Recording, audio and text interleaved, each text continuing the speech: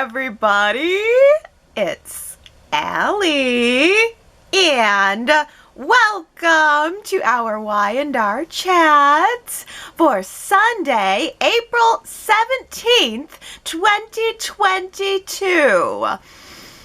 Ashland luck is so convincing. I am ready to take the $500 million and run away with him forever. Am I crazy? Me and Ashland on the Tuscan countryside spending Victor's $500 million? It sounds kind of good to me. Oh, I'm still holding out hope that he's not lying. I'm still holding out hope that he is being set up, that he is being framed.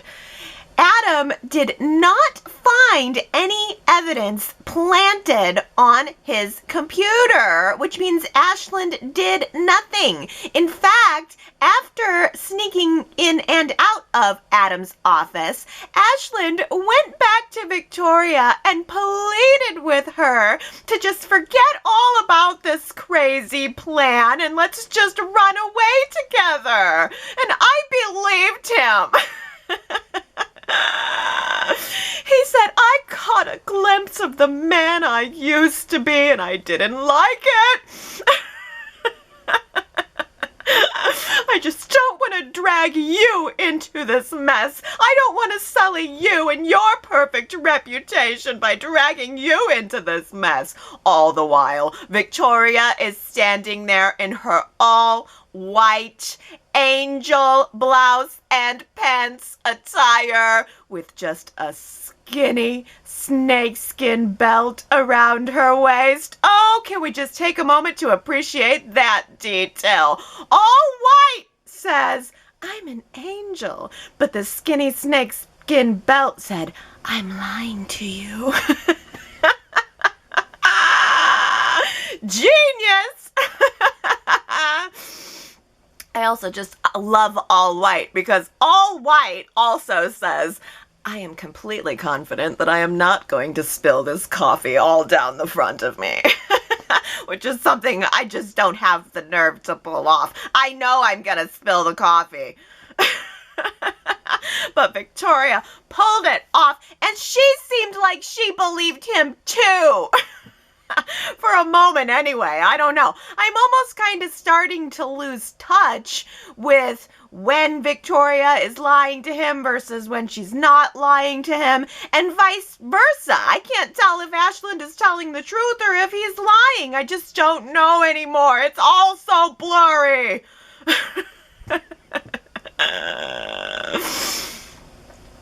Victoria seemed to be wavering, and so Nikki came in her cute, retro, squiggly line blouse, which also had a tie front. Both Victoria's blouse and Nikki's blouse had a tie front, which you know I love. I love that look. They probably came from the same line or something, the two blouses, but it just looked so good. Nikki coming in with all of her retro coolness. She had to bring Nick and Victor into the mix, though, to have kind of a follow-up intervention with Victoria to reinforce for her that Ashland is a bad guy. Oh, are you still loving him? I hope you're not still loving him over here because he's a bad guy. Sorry, honey, but he only used you to get what he wanted and then he was going to just throw you away. Sorry for the hard dose of reality, Victoria. He was going to use you and throw you away.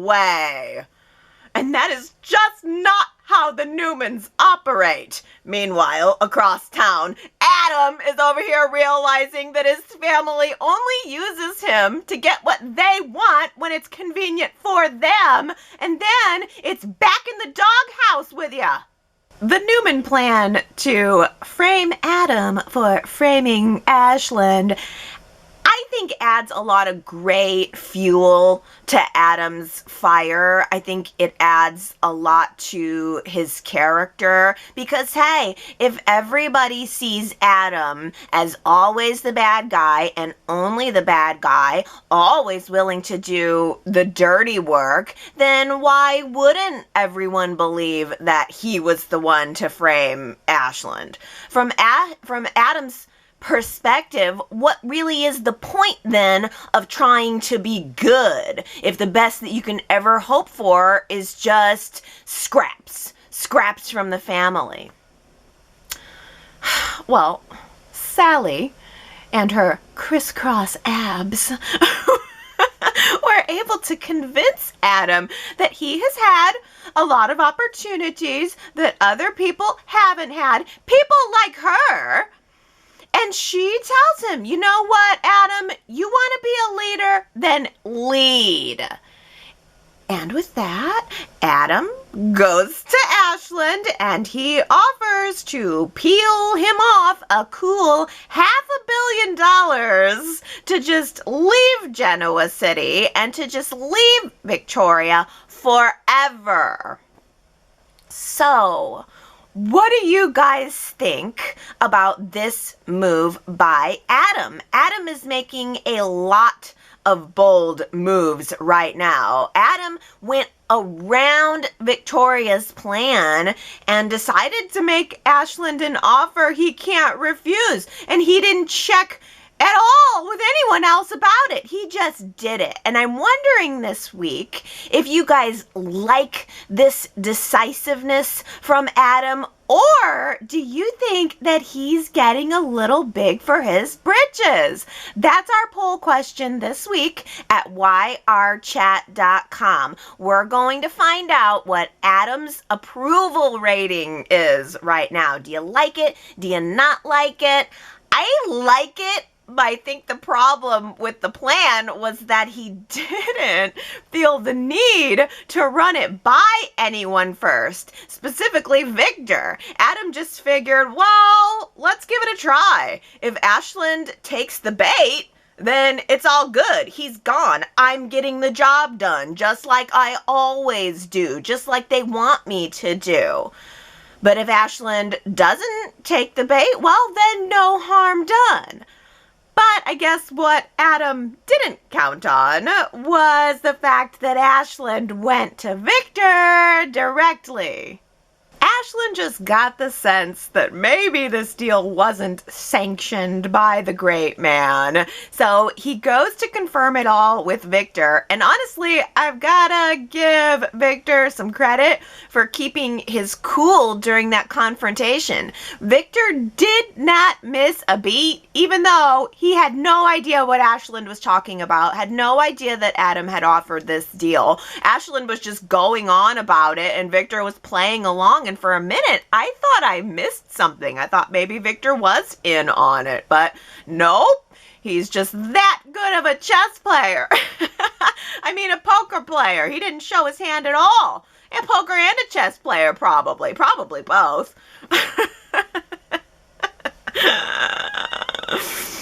Victor just let the offer stand. He didn't give away anything to Ashland, but then he went to Adam privately.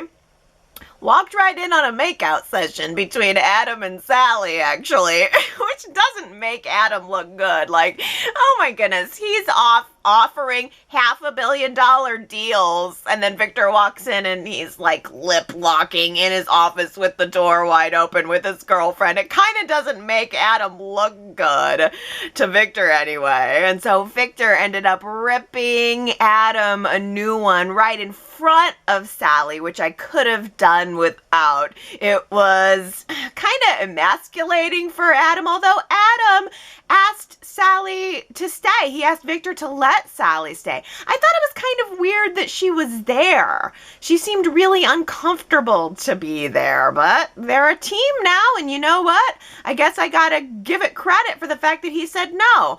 Sally's my right hand. I want her here too. So, where did Adam think that he was going to get this $500 million funny you should ask, because Adam was kind of thinking that maybe Victoria should be the one to pay the guy off.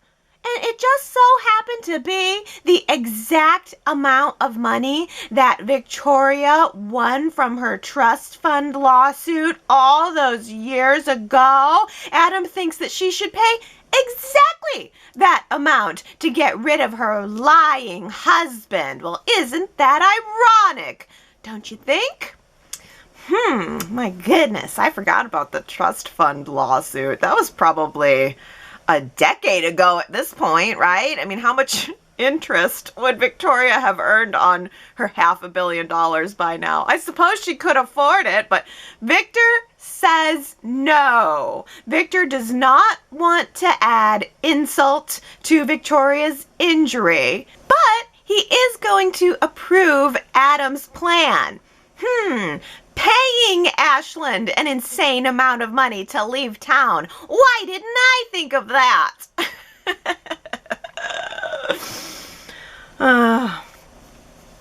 Well, the pay off Ashland plan really is only working because Ashland sees it as a potential way to run off with Victoria.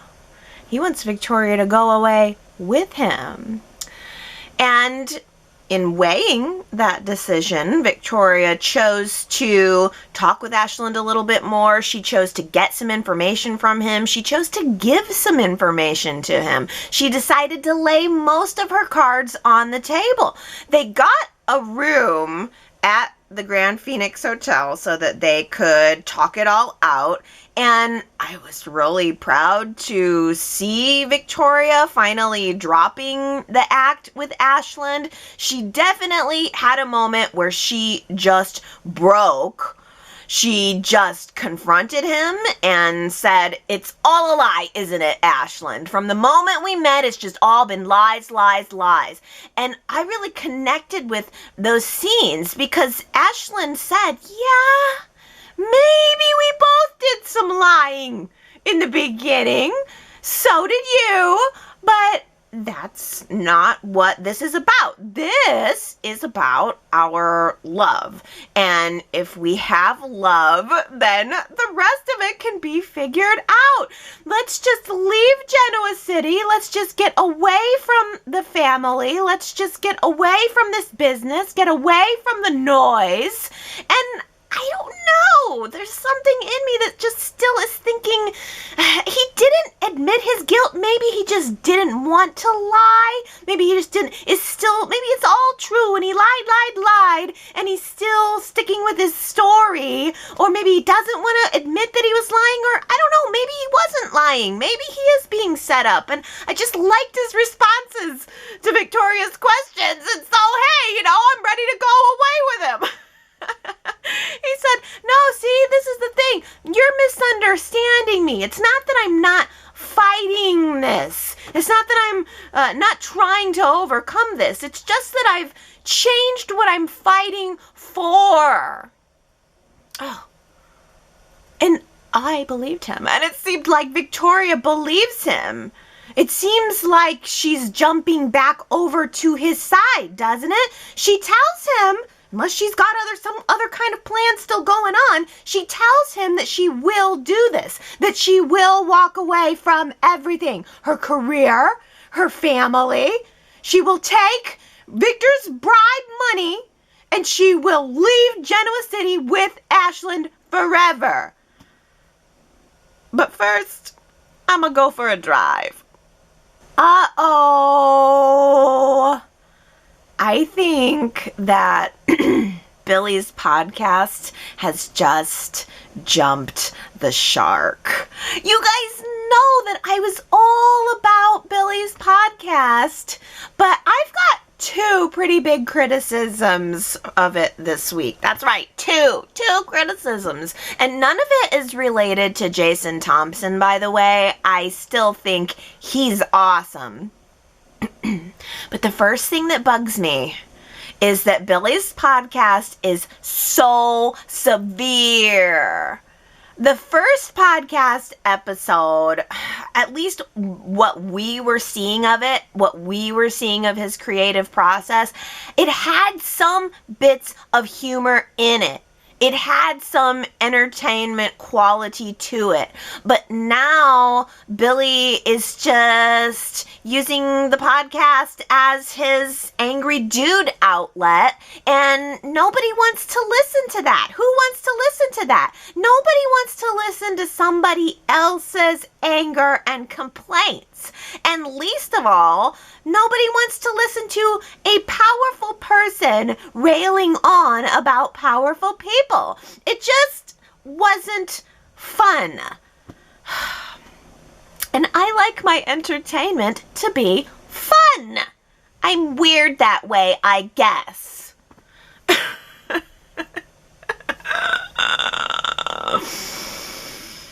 But my second criticism, and this is the bigger one, I really dislike the harmonizer. I really dislike the voice changing mechanism.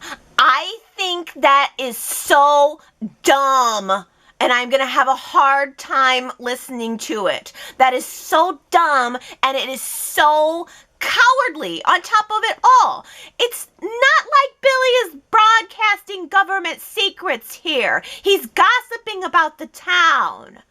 And now, instead of using his cool podcast to embrace who he is, he's just using it the same way that all the other anonymous internet idiots are using it. No thanks. Man, Billy, I thought you were gonna be cool. Unlike Mariah's family, I love the Friday the 13th wedding idea. I loved it the second I heard it, and I still love it. I really hope that the Friday the 13th idea makes kind of a quirky overlay to the wedding day. On top of the 70s glam rock craziness. What? What? What is going on here? I'm sorry, Sharon. I can't wear one of your wedding dresses. I'm trying to make my wedding personal. So what's the 70s all about? Can somebody tell me? Ooh, that's nice. Let's go with that. Okay, you're trying to make your wedding personal, huh? With the 70s theme? I loved, by the way, that Mariah's line was, "Sorry, Sharon, I can't wear one of your wedding dresses." She didn't say your wedding dress. She said one of. Because there are many.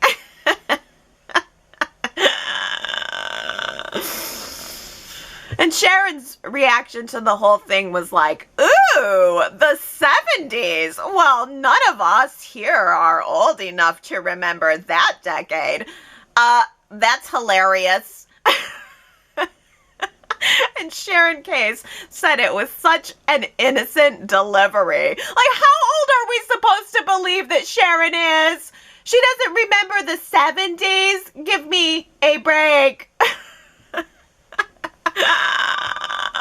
If the average age of the Y&R viewer is like 55 or 65, I can't remember what it was, but then the average Y&R viewer definitely remembers the 70s, and I wonder why are they burying this? What is up with this? Like, was that the intent? Like, were they trying to decide to make Mariah and Tessa's wedding a 70s theme because the old fogies like us can recognize it? I don't know. I like the idea of the 70s for a party, but I just don't know if it's perfect for a Mariah and Tessa wedding. Like, if neither of them are even into the decade, then I don't get it.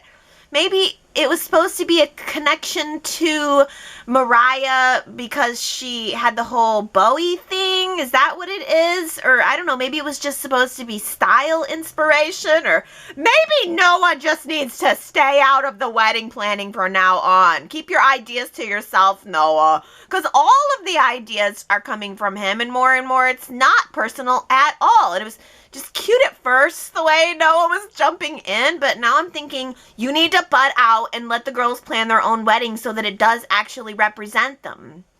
I don't know. I thought that the outfit montage was cute and quirky. I mean, I could tell immediately that it was, when they said they were going shopping, that there was going to be a montage. But I guess where the scene missed the mark the most for me was the fact that there was no 70s music playing over it. It was all some kind of more modern music over the back of it. If you're wanting us to believe that it's 70s, then why didn't you pick some funk or some disco or something to set the mood? I'm just not sure already that we're hitting the 70s mark. Already here, I feel like we're not hitting the 70s mark. Unless the 70s means feathers and giant sunglasses and nothing more. And if that's the case, then we've got it covered. Chelsea, you sly dog, you! Making it look like you couldn't take Connor to this hockey game, getting Ray all excited to take him, and then, whoop, guess I can go after all. And, wow, magic, I have an extra ticket. That just so happens to be sitting right next. Wow. Huh. Okay, I don't know for sure if that was planned on her part, but it sure as heck was a convenient coincidence, one might say.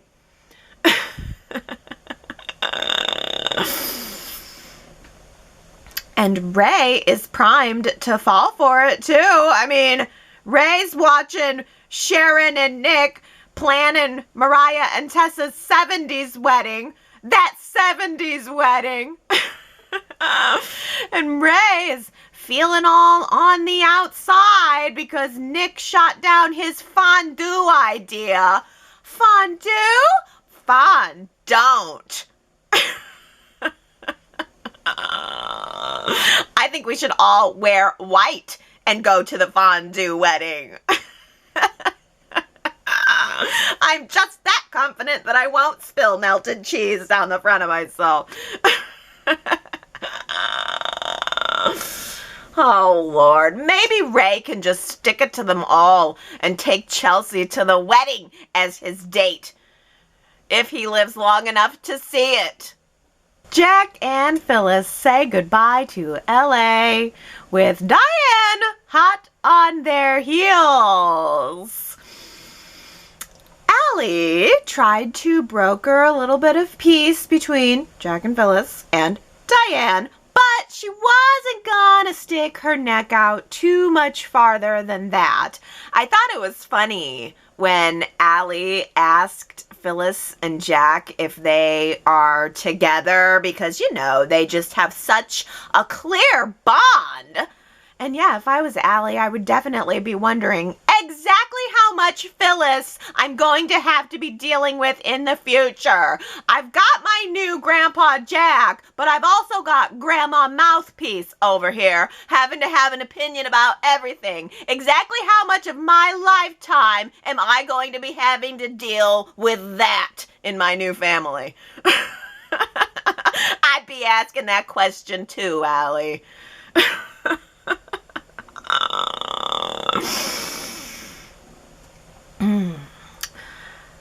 Back at the Abbott house, Ashley and Tracy were there waiting for Jack, like two little girls waiting for Daddy to come home. Oh, that scene was adorable. I'm just going to close my eyes for a minute here and think about it again because it was just so adorable. I would love to just thank Y&R for giving us that moment. I mean, you didn't have to and you did, so thank you. I loved the way the scene was shot through the iron door. I just thought that added some interesting visual texture. I loved also the way Ashley started out the scene by being at the top of the Abbott staircase. I mean, we have these parts of these sets that we don't normally see. I mean, these are large. That Abbott set is large, and there are plenty of little nooks and crannies that we can definitely use to give us a different visual look. You know, instead of everything always having to be right there in the main room, right beside Dina's death chair. Everything happens only in the main room, even death. Well, Jack had to deliver the news. The bad news to the family that Diane is alive. Normally, if you're delivering news that someone is alive, after all, it's usually good news. But when it comes to Diane Jenkins, it's bad news for all. I loved seeing all of the various reactions. Ashley was ticked off, called her a bitch. Which I said, thank you. Oh, and Tracy was shocked, but you know, Tracy always wants to see the good in people, so I'm sure she's going to continue to try to do that. And Billy was bringing up the rear with the skepticism. I mean, you know, asking the questions that need to be asked. What does this mean? What is Diane's agenda? Oh, it's something he should just be exploring with the family, and if he doesn't want to talk to the family about it, then he should just have the nerve to put it on the podcast under his real name. That's what I think. That's what I think. Have the nerve. If you've got the nerve, have the nerve, Billy. But, you know, I think they were all trying to be here for Jack, and that was really great. I think Jack is going to need the support because Diane has checked into the Grand Phoenix Hotel under a fake name. And also wearing her big black floppy hat and sunglasses. I loved that moment. I know you guys probably thought it was cheesy, but I thought it was a very classic daytime trope. And hey, you know, tropes are part of the reason why I got drawn in. You know, I think we should embrace it. I think we should lean into it and trope it up. Well, I'm sure some of you are thinking to yourself, well, Allie seems awfully fired up this week. I wonder why that is. Well, I'll tell you why that is. It's because I read a part of an interview with Josh Griffith, the head writer of Y&R, confirming that Keemo is dead to him anyway. According to a new interview with Soap Opera Digest, head writer Josh Griffith says there was simply more story to mine by not having Keemo be a part of it. Well, what if Keemo passed away, causing Jack a great conflict, the scribe mused, adding that the unfinished business between the Vietnam veteran and his off-screen son was always there, hanging around in the Y&R canon. But how can we make it so it's not the typical reunion between father and son? What's the other level to that? Pause! Well, Josh, I'll tell you, the other level to that is Keemo. Keemo for chemo's sake. The article goes on to say, brainstorming amongst the soap writers led to the concept of Keemo having a child that his father knew nothing about, but that Jack's presumed dead ex, Diane, did. What if Keemo is dead and there's a grandchild, a whole new Abbott out there? Shared Griffith, adding that they were intentional in removing Allie's father from the equation. Quote, we wanted to lead this in one direction and not have it be what everyone would presume. If we reunited Jack and Keemo, we asked ourselves, then what? That felt more like the resolve of the story as opposed to a beginning. Allie feels more like the start of a new story. Well, okay, I'll give you that about Allie, but I just don't understand why we had to kill Keemo to do it. He could have been off somewhere else. Griffith teased there's a lot of twist to the story that will come out as Allie settles into relocating into Genoa City and getting to know her parental relatives. Through finding the Abbotts, Allie finds herself, he explained, and there is still this whole other side of why she is estranged from her mom. Pause. I don't want the mom. I want the dad. I want the thing I know.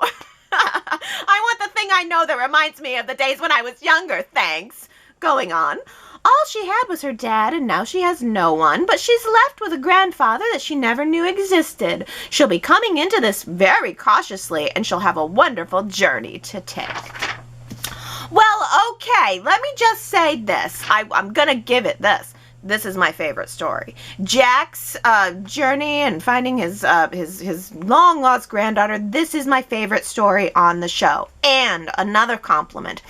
The show is so tight right now. It is so tight and so good right now. It's 1 to 2 stories per episode. That makes a world of difference. Y&R is so much more focused than it was a couple of months ago. And because of that, it's because of that that I forgive Josh for killing Keemo. Because I believe that he's actually at his computer right now working out the way that he's going to bring Keemo back. I still believe. I will always believe. It's kind of like Jill being Catherine's daughter. That's always going to be the story in my mind, no matter what anyone says, no matter what any story says. I have spent the past 25 years never paying too much attention to reality. I'm certainly not going to start now.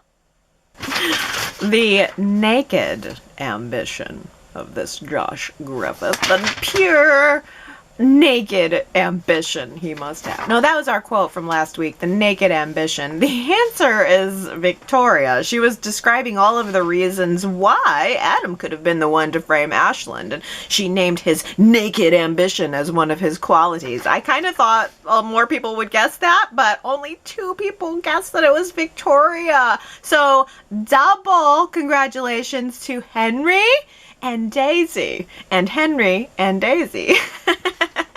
You guys guessed it, gosh. I think my last couple of ones have been kind of hard. We'll see if you heard this one. I don't know how you could not have heard this line.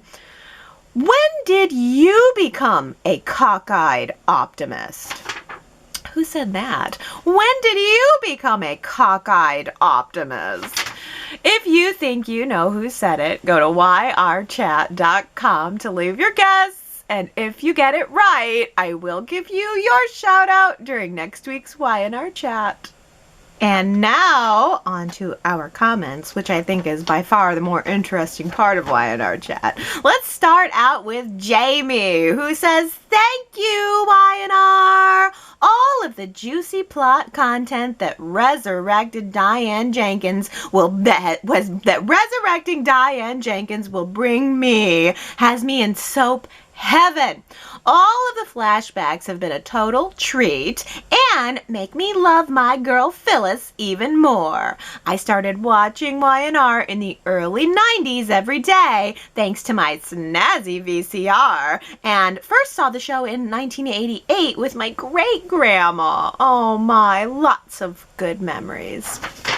Yeah, and at this point, that's kind of what we want, right? We kind of want our good memories. Yeah, you started watching it around the same time I did, Jamie. I remembered that. Yeah, thanks to the VCR, I've still got some of my original tapes back here on the shelf of episodes that I just had to record off of the VCR as the part of the Y&R collection.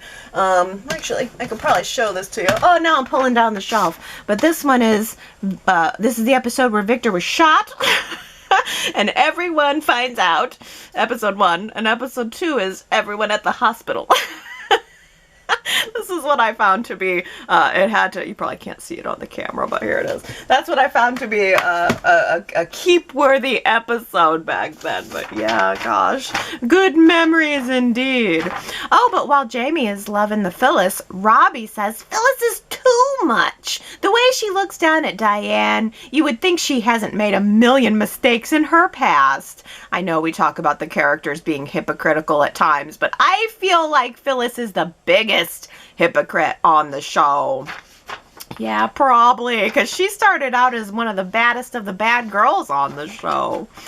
T. Nicole says, "I am all for a Phyllis and Jack romance, but it was a bit annoying to have Amanda walk into the Phyllis side of the story and keep pushing for the two of them, having no clue what was going on. I love seeing Phyllis have a girlfriend to talk to, but Amanda has been pushing too much for Phyllis and Jack. Let them figure it out at their own pace." Yeah, I agree, T. Nicole. It was really weird, especially because the journey that Phyllis and Jack took had absolutely nothing to do with romance. And in fact, it was that Jack lost his son. Jack's son is dead. It's actually deeply disturbing and depressing for Jack. It's a really hard thing for him to overcome. And Amanda's like, hey, did you guys hook up? Something about that just didn't quite work. I agree. But hey, this is a great comment from good old Marky. I'm so glad you left this. You guys, okay, here we go. All right, I reckon I'm in the minority, but I loved the Diane Jenkins murder mystery. Sorry, I gotta pause there because my mind is blown. Good job, good old Marky. You blew my mind. You love the Diane Jenkins murder mystery. The more I think about it, the more it makes sense that Diane staged her own murder. Remember all of the pillows? Diane had them made and strewn around her room at the athletic club. I do not remember all of them, but there was one that said, hunka, hunka, burning love. And there was one that said, crazy for you. The final pillow shown to us was, there's no place like home, and that told us that Nikki was the killer. Remember, she was in another rehab. This is where the story fizzled out for me. It was a total cop-out for Nikki to have killed Diane because Nikki was out of town during the vast majority of that storyline. Melody Thomas Scott was renegotiating her new contract, and there was speculation that she may not return as Nikki. In any event, cheers to the producers for bringing Diane back to life. I want to see the pillows make a return. Oh, good old Marky, I forgot about the pillows. Diane Jenkins like sat there and cross-stitched a bunch of pillows or something. See, it was off the rails for me at pillows. They lost me at pillows, and then they must have like double lost me when the thing stretched out for too long. And then I do remember that Nikki was not on the scene at the time, nowhere near it, and then they just brought her in like, oh, Nikki did it in self-defense. Whatever. But hey, I love that you're, representing the opinion of loving that storyline and having really good affection for it. I wish that I could find one of those pillows and send it to you so you could have it as a memento. Gosh, that'd be an interesting piece of Y&R memorabilia. One of those crazy Diane Jenkins pillows. Oh boy. Well, Daisy says, I'm looking forward to watching the Abbotts' reaction as Diane walks into a room they're all in, most wondering what she's really up to. Hopefully no one will get hurt when she's done, though, but wouldn't that be what she wants? To hurt people she blames for her losing everything? I don't know that Allie will come out of this unscathed. She may discover who Diane really is when Diane tries to use her to get revenge on Jack, and like others, she will be hurt. But Allie may surprise everyone and help stop Diane and her vendetta in her tracks. Maybe giving someone a second chance is part of who Allie is. But she may also be someone who is not afraid to stand up against those who cause harm, like Diane. Oh, this is interesting. Couple things, Daisy, because I think you're probably right that Kyle's not going to just welcome Diane with open arms is kind of my guess. And I wonder if Diane will take that and fuel any anger that she has about it toward Jack and start wanting revenge on Jack, because she might see it as, Jack should have helped me. He should have helped Kyle want to bond with me. So I feel like things are not going to go well with Diane and Kyle, and Diane might want to blame someone for that. But I also really like your point here that maybe giving someone a second chance is part of who Allie is. I like that. I like that a lot. Well, Leslie says Allie advocating for Diane is overly plot-driven for my taste. It makes no sense. Sure, people say she doesn't know she can trust Jack. However, she has a public life and is well known. He has a public life and is well known, so kinda she does. I would surely trust him over a woman who faked her own death and abandoned her son. I think that's absolutely true. It is plot driven. I guess I'm justifying it because I can see from Allie's perspective that maybe all she can see is that there's an opportunity here for a child to be reunited with a dead parent, which is what she wants more than anything. She would love to have any chance that she'd ever be able to see her father again. And here she is hearing all about Kyle. Jack has described him so well, and now perhaps she sees it as wanting to give that gift of a child being reunited with a parent that she can't have. T. Nicole says, I do love the character of Allie so far, but I thought she was overstepping a bit when she was telling Jack that this could be a great thing for Kyle to reconnect with his mother, and for Jack and Phyllis to let her in.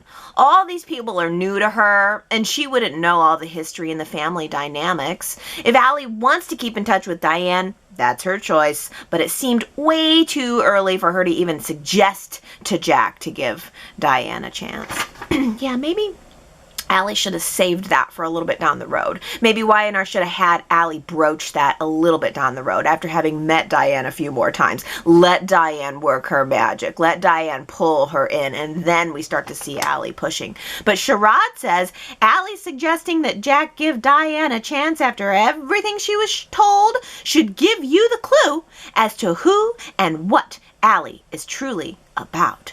I stated from day one of her appearance that she is not to be trusted.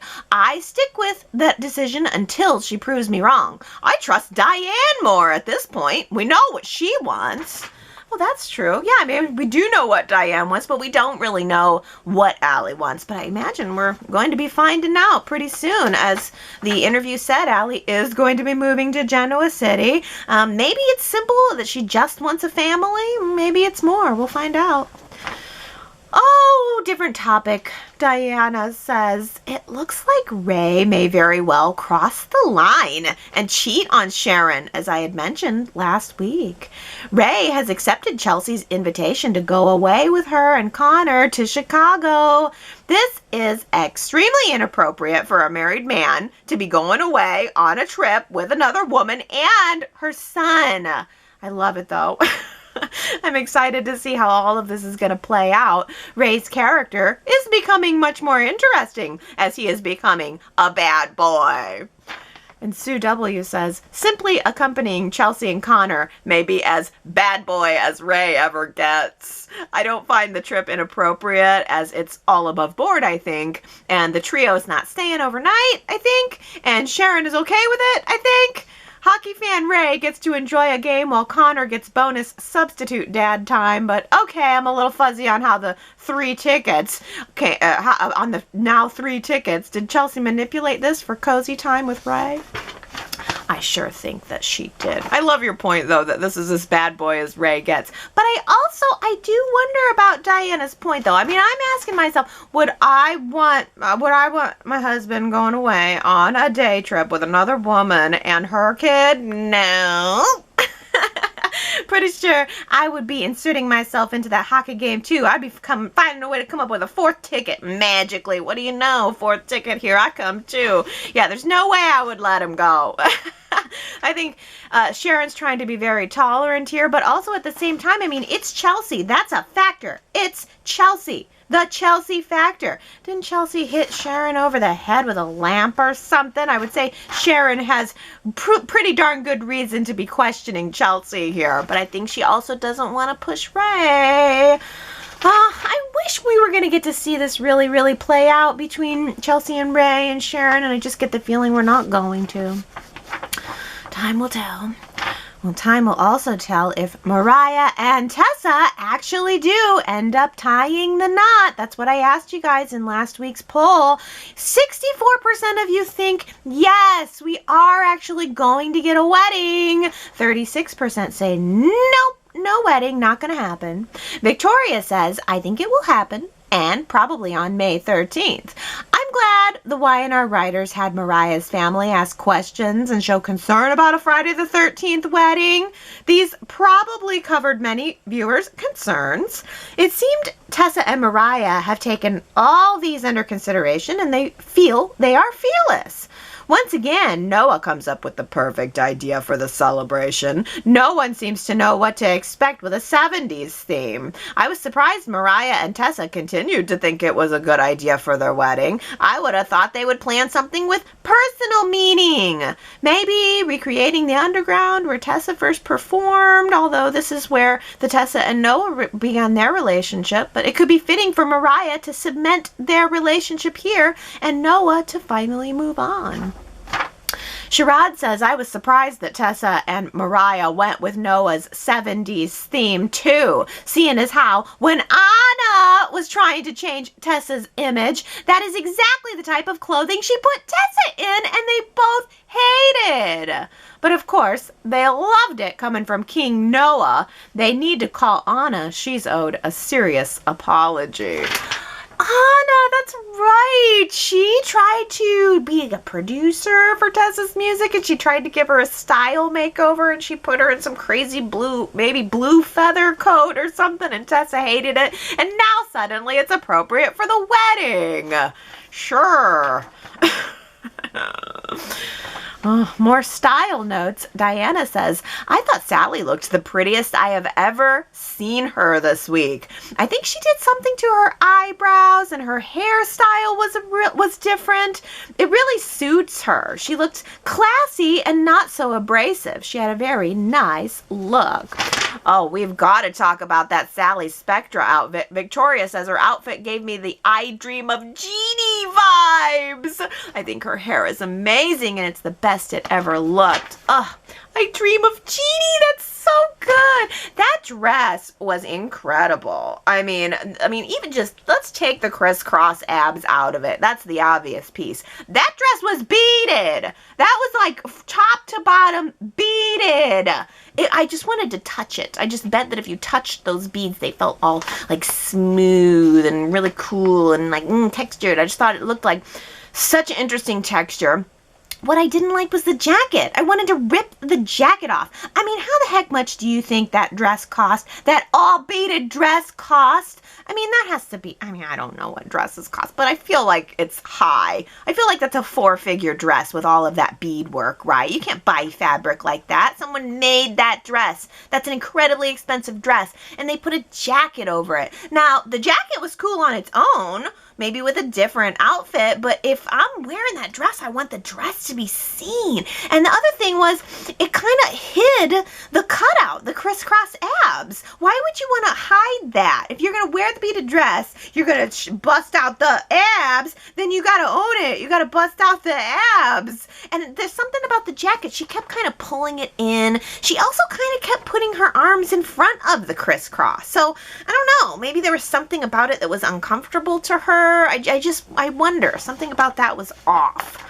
But her hair was different this week. It looked almost like wiggy to me. Maybe it had a little touch too much height for me, but it was different. It was softer. I think it's a little bit shorter. And she did look good. She looked incredible. Yes, yes, yes. Yes to all of the above. The fashion was great this week. Really, really great this week.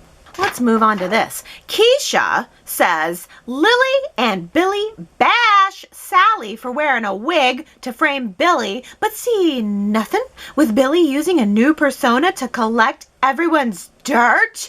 How is this different from what Sally did?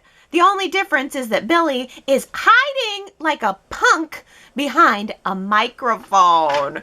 Ooh, Keisha, I agree. You think that you got to spill everyone's dirt and you're like you got some kind of, calling to spill all the dirt around town just to give your opinion, and you can't even put your own face to it, hiding behind a microphone like a punk. I totally agree with that. And, it's a really good point that how is what Billy's doing right now any different from Sally putting on a wig to go spill Billy's dirt? That's so good.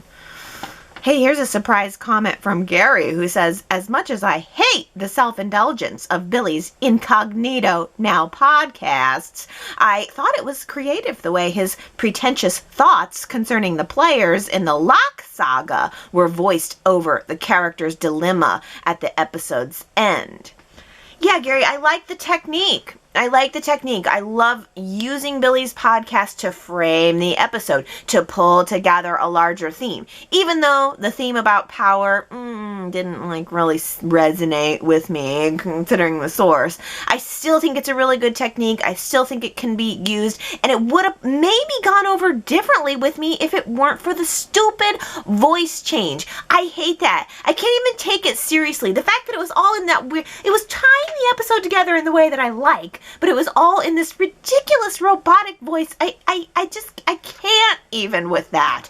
I hope it doesn't go on for weeks and weeks, because I don't know how I'm going to take it seriously. I don't know how I'm going to sit through listening to that horrible harmonizer. It's disturbing, kinda. I don't like it. Sherrod says, I am usually all in for Billy and Lily, but Lily just went a notch to me with the way she spoke at and not to Sally. The way she spoke at and not to Sally. Yeah, what was up with the Sally and Lily scene? It seemed kind of unnecessary. I thought to myself, well, I mean, why does Sally care what Lily thinks about her at all? Herman says, I would like to agree, but the problem is Sally is the one approaching these people with her bag full of, please like me, please be my friend. As such, what they give her is her due.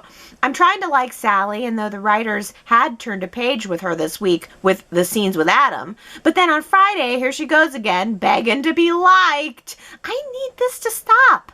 Sally is a better person than this, and I hope that her relationship with Adam shows her that she does not have to go begging for people to like her because someone is chasing her, and showing her the respect and care and acceptance and love. Yeah, so Adam's showing her the respect and care and acceptance and love, and yet she's still kind of going begging for this affection from people who really aren't even in her orbit. I mean, I guess because Chancellor's going to have the Hamilton Winters media division, then that will eventually put them in the same running circles. But for the most part, Sally and Lily don't have anything to do with each other. Why would Sally go out of her way? I mean, Sally wants to be liked. Okay, who doesn't want to be liked? But it does feel like we took a couple of steps back on her character, because this is what we were complaining about a couple of months ago, that she's just all, hey guys, I've changed, don't you see me changed? And it's like, well, just own it, just own your change and be who you are, and everything else should come out of that. Victoria says, a better tact would have been for Sally to nod to Lily and tell her she looks forward to working with her on media ideas now that Chancellor and Hamilton Winters will be merging, and then leave it at that. Yeah, I didn't like the way she approached it too, like, hey, it's kind of, we're working in the C-suite, but that was her in with Lily. Working in the C-suite, we take a lot of lunches at our desk, right? Her. I mean, all right, she was trying, but I definitely agree. It was weird and could have been probably better handled. Oh, Herman also says, Team Adam forever! Watching Adam this week just makes me appreciate how complex a character he is. Much love to Mark Grossman for infusing all the nuances and layers into this character that makes him the dark, fallen angel that we can root for. I like that. Dark, fallen angel. Also, finally, Y&R has given me some intelligence in Sally, and I'm actually warming up to the couple. But she is walking a fine line and better keep getting smarter and not get sidetracked being childish and interfering where she's not wanted. Adam is making it clear that she is wanted as his partner in business and in the bedroom, and I appreciate the respect he's bestowing on her by including her in the business side. So, fingers crossed that she won't let him down. I'm also hoping that this security of being a man who wants her and respects her will give Sally the chance to move on when the time is right and live her own dream by building her own fashion company. That's a great comment, Herman. And then Sally went begging for the approval from Lily, so I can definitely see why it ruined it for you. Ellen Newman says ugh to the Adam getting hollered at by Pops.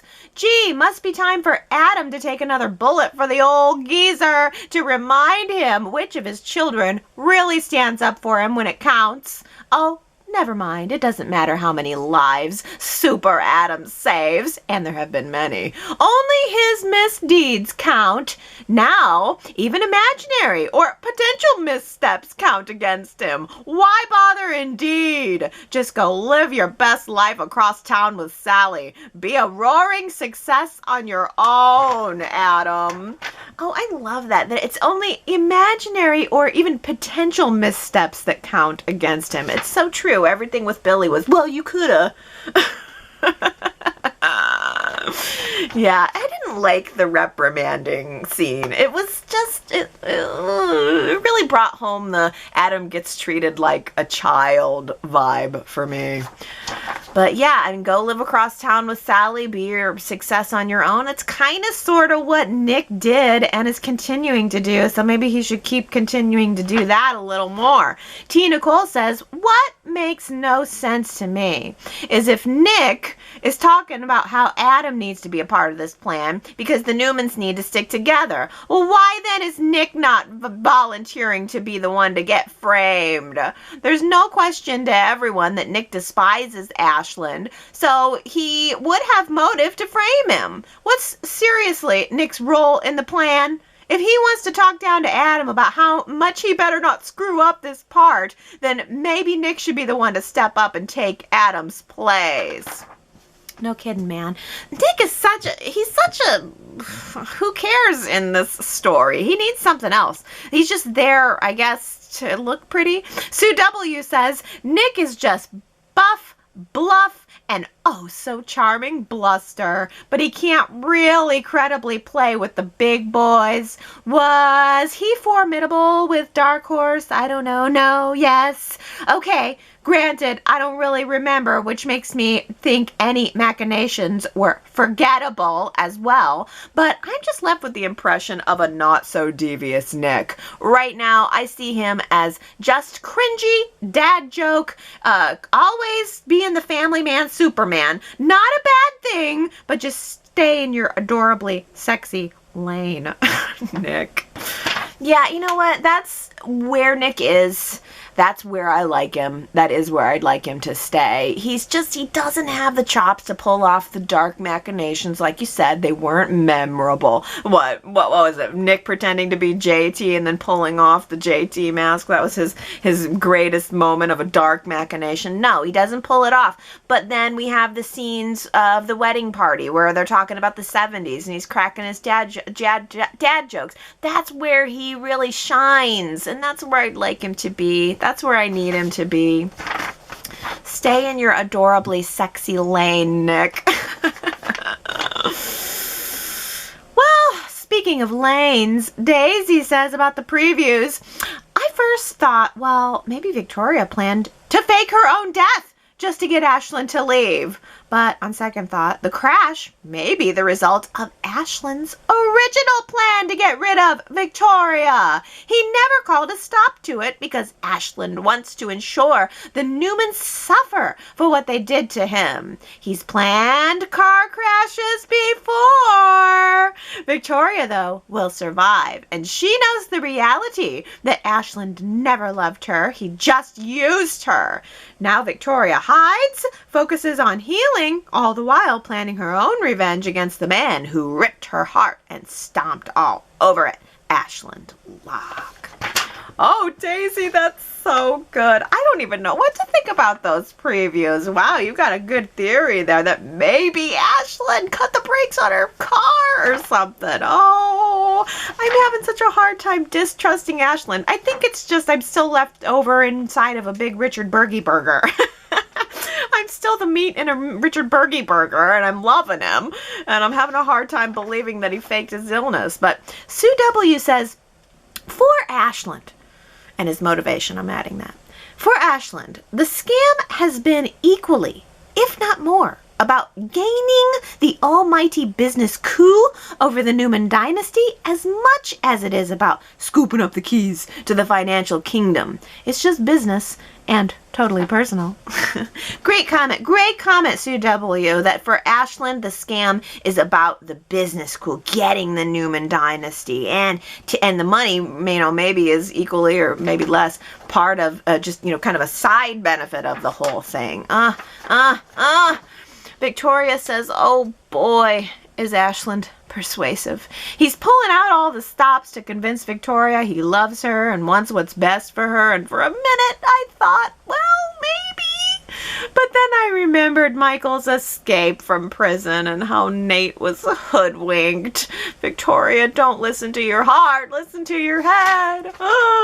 So what you're really saying is, Allie, don't listen to your heart, listen to your head. Okay, I'm Victoria over here, so maybe I need Nikki to shake me.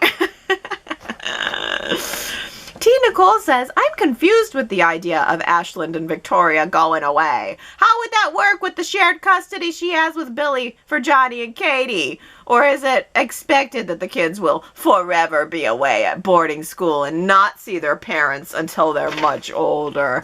Oh, can't they come visit in Italy? Ellen says, Ashland's run away with me, darling idea. Doesn't work for a woman with children. Is Victoria going to sue Billy for sole custody of Johnny and Katie so she can start over in Tuscany or wherever? What judge would let her have them with Ashland as her partner? I see Victoria wavering, but she won't lose her head over him. Oh, she's wavering, but you don't think she's going to lose her head over him. But she's agreed. She agreed to leave, and I think she probably would have if not for the car crash. Victoria says, I think Ashland's latest request from Victoria is his most persuasive to date.